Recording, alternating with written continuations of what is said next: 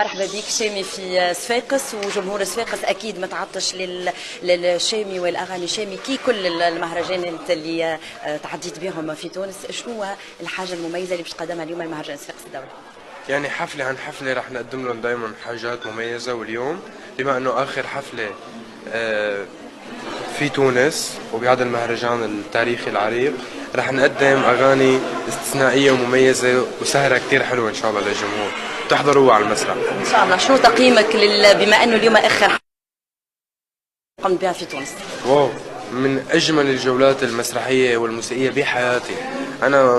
انا شخصيا مستمتع بهي التجربة، مش حاسبها انه بتعبها بارهاقها بسفرها فيها بكل تفاصيلها. انا مبسوط، يعني جمهور بجنن والجو باهي.